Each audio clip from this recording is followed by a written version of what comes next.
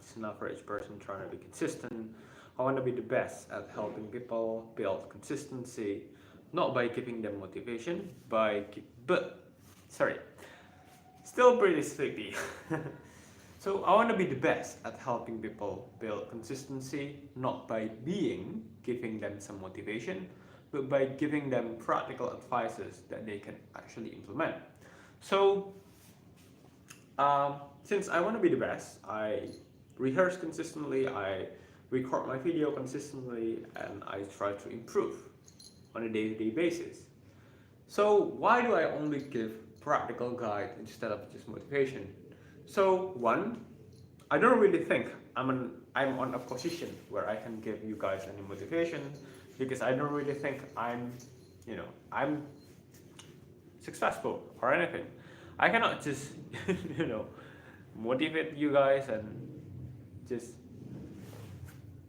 put myself in a pedestal or something, because I really don't think I'm in that kind of position right now. I'm just an average person. I'm really aware of that. And hey, since I'm just an average person, right? I also find that motivation comes and goes, and actually pretty much everyone is also like that. And I find that hey, motivational stories are actually good, but when I actually want to be consistent at doing something, the thing that I actually really need is practical guide. Okay, I really need the step by steps on how to actually be consistent, instead of just people telling me to be consistent this, consistent that, and tell them amazing stories. Well, yes, those stories can be inspiring to some extent, but hey, I need more than inspiration. I need tutorials. Okay, and again, nothing wrong. So, but I just really found that when you just consume motivational content without having any practical content in your social media, without consuming any practical content, well, then big chances you're you're just going to be doing your thing. You are just going to be doing your routine whenever you feel like you want to be doing your routine. And we do not want to do that. We do not want that to happen. We want to be consistent, okay? And when we want to be consistent, we should not rely on something that comes and goes. We should not rely on motivation. We should rely on systems. So in today's video, I'm going to be giving you guys one of my systems. Not really my system, so I'm not going to claim this is originally mine, because people might actually have already said the same thing in the past. I don't know. But here's the thing. There's this one really method. Wow. In the morning, I cannot really think properly. I'm sorry. I haven't had my breakfast yet, so yeah, it's pretty hard to think when you are hungry. So there's this method, really effective method, called the, what do you say, motivation paper, responsibility paper, reminder paper. You can actually call it whatever you like, but basically the function of this paper is to basically just remind you on a day-to-day basis about your motivation, why you do some certain thing. Is to just basically remind you of your responsibility to do some certain thing. Okay, really that simple. And hey, I kind of find this method pretty effective.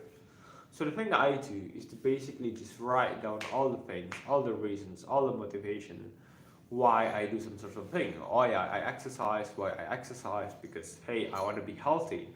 Oh yeah, I study. Why I study? Oh yeah, because I want to have some good grades. I want to be smart. I want to be respected, and so on and so on. Okay, basically we just write down all of our motivation on this paper, and then basically we are going to be reading the paper every time we wanted to be doing our thing. Okay, every time we want to exercise, we read the paper. Every single time we want to study, we read the paper. Why? Well, because we want to remind ourselves of our reasons why we do these things. We humans, we do things because we expect some kind of return from doing some particular thing. Okay, and when we just remind ourselves our motivation, our reasons why we do those things, big chances we are going to do the thing. We are going to get motivated and actually do the thing. Good morning, you moved too much. Oh yeah, okay. Sorry. Okay, I think I need to stand still. Sit still like this. Okay. Sometimes I just cannot keep myself. Okay, I'm just gonna try to sit still. Yeah, thank you for the advice though. Actually, this since precisely this is a rehearse, I'm gonna be open, really open to any kind of criticism because hey, I need to rehearse to improve. Okay, rehearse to improve, and it's good to be open-minded. It's good to have some criticism, and basically, the thing that we are going to be doing here is that we are going to be reading this paper on a day-to-day basis, and basically, yeah, reminding ourselves. And here's the thing: there are going to be days when we just read the paper, we feel lazy, we read the paper, we still feel like we do not want to be doing the thing. We read the paper, but the motivation doesn't come. Okay? There are going to be days like that. Just because we remind ourselves of our motivation on a day-to-day basis doesn't necessarily mean that it's gonna make us feel motivated every single day. Okay? But that's still gonna be okay because with this kind of mechanism, we are going to be thinking like, you know what? Yeah, I'm feeling lazy today. I remind myself of my reasons why I do these things, and still I don't feel like I want to do. I still don't feel like I want to be doing my thing. But that's still gonna be okay. We are going to be thinking, hey, yes, I don't feel like I would. I don't feel like I want to be doing my thing, but I remind myself. I at least remember why I do these things. And hey, these things are so important that I'm gonna be doing it. That I'm gonna be doing these things regardless how I feel today, whether I'm feeling motivated or not, because these things are just so important. These are my responsibility. Okay. And here's the thing: there's this one trap hole that you guys might actually find with this type of system, with this type of method. This is from my own personal experiences. If you just read this paper on a day-to-day basis every single day, on the early days it might be effective. But then, once you've got to, I don't know, day 7, day 14, once you've got to just read that paper on a day-to-day basis, there's just gonna be big chances. There's just gonna be one time where the word doesn't, the words do not really move you that much anymore. It's not because the words has lost its meanings. It's just because you already get so used, right? So used to it. You've already read the paper way too many times. Now you already memorize it, and it feels like a routine and not as a reflection. It doesn't function as a reminder, it's only a formality. So imagine if you went to a restaurant every single day and you read the menu and you already memorize all the menu. You're gonna be feeling like, you know what? Yeah, this is just something that I do on a day-to-day basis as a format, as a routine, something like that. And the same thing applies to this paper. We are going to be thinking like, you know what? This is just the menu that I have already recognized every single day.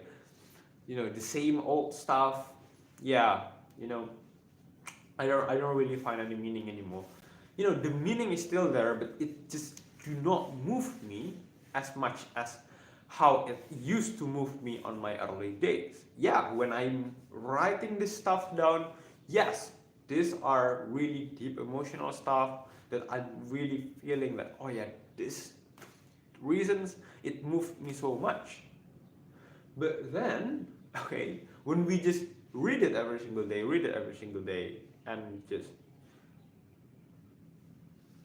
not use it, not see it as a reflection and only as a routine, it's going to lose its meanings. So how do we actually solve this problem?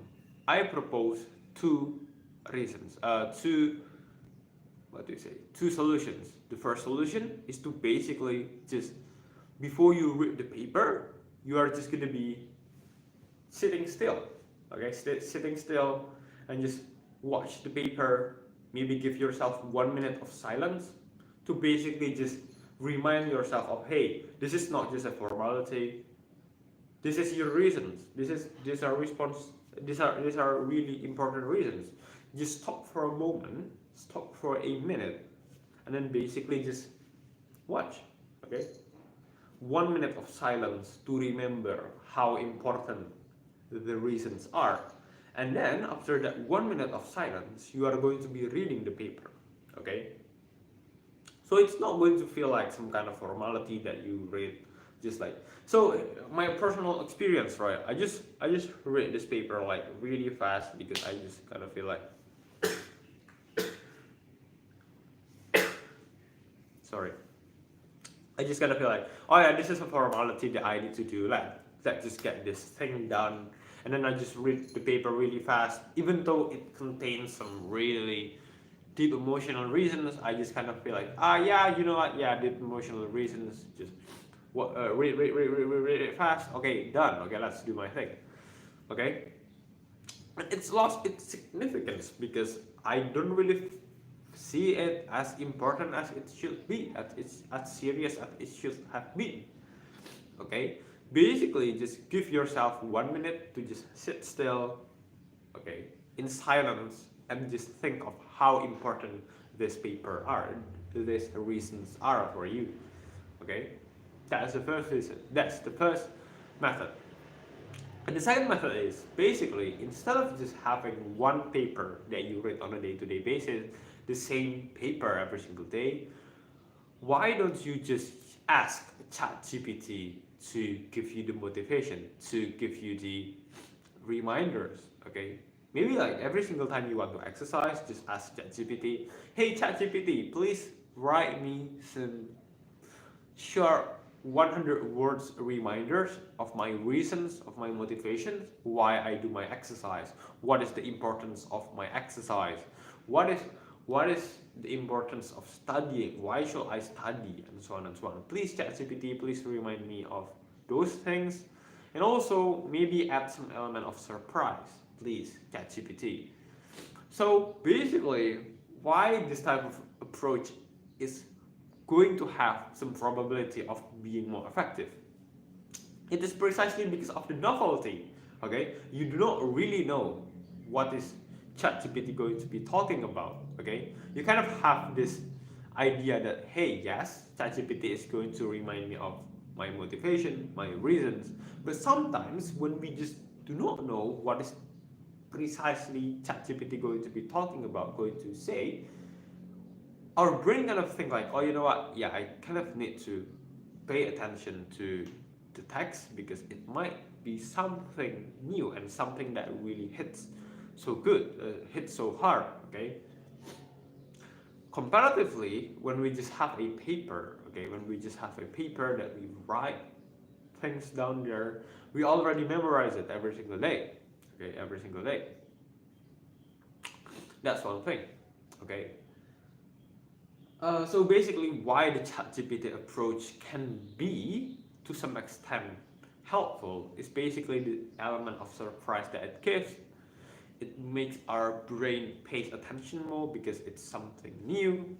You know, you need to actually read it instead of just say something out of your memory. Okay, that's the second approach. And then the third approach is basically, instead of just reading a paper, the same exact paper on a day-to-day basis, why do not you just grab a new paper? Well, this might not be a really eco-friendly approach, but yeah, you know, I don't really recommend you to use a paper on this one. I recommend you to just use the phone, the notes in your smartphone. Basically, every single time you want to exercise, you want to study, you write a 100 words essay of why exercising is important, of why studying is important. Okay, basically it's a more active action instead of passive actions. Okay, so reading might just feel passive because hey, you already memorize it, you do not really need to think of something new. Meanwhile, just writing an essay, to be honest, my mind is thinking of why not actually simply well yeah. Actually, yeah, yeah. Uh, our mind can be sneaky though. So lucky enough, he asked. To be honest, my mind is thinking, why not ask disadvantage of doing exercises from ChatGPT?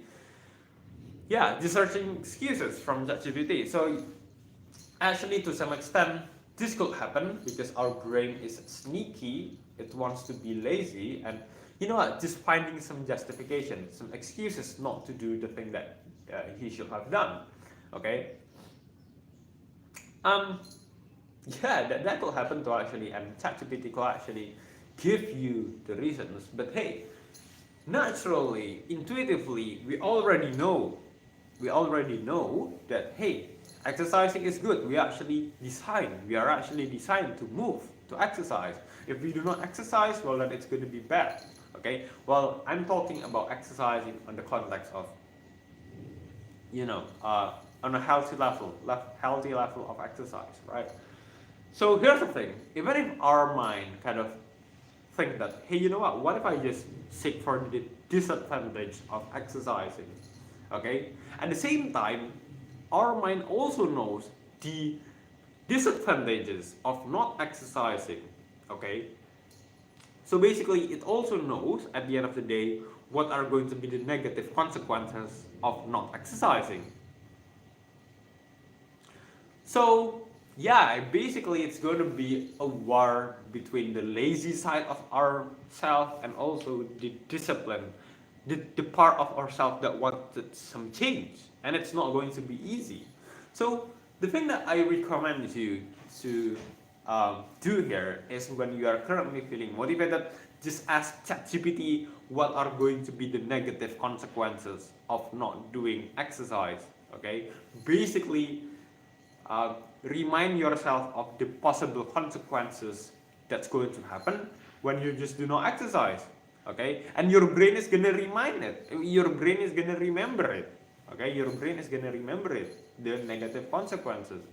Okay, because our brain is designed not to what do you say, not to neglect some important information regarding its survival. Our brain wants to survive. That's why it gather informations, okay, and also the information that could, you know, what do you say, tell him how to survive, how to avoid danger.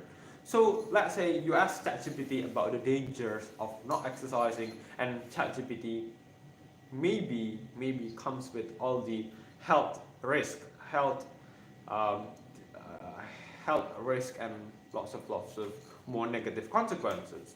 Well, your brain is going to be remembering it precisely because hey, you know what? These are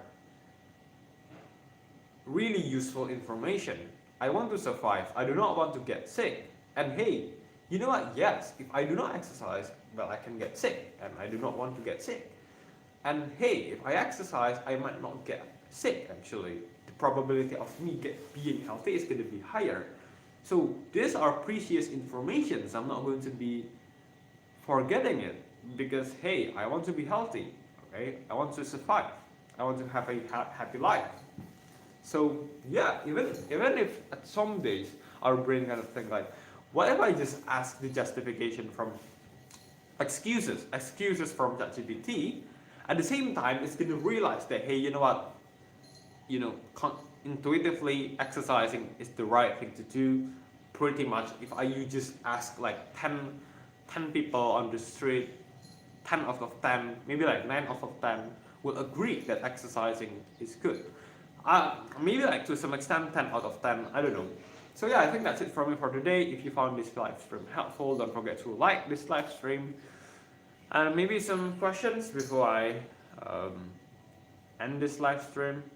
I really appreciate you for watching this live stream. So, lucky Adaf. Wait, okay.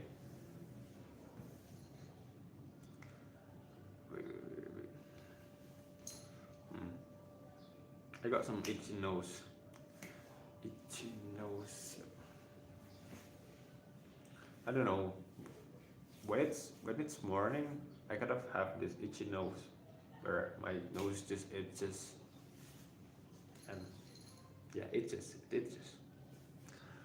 Maybe it's some kind of allergy or something like that.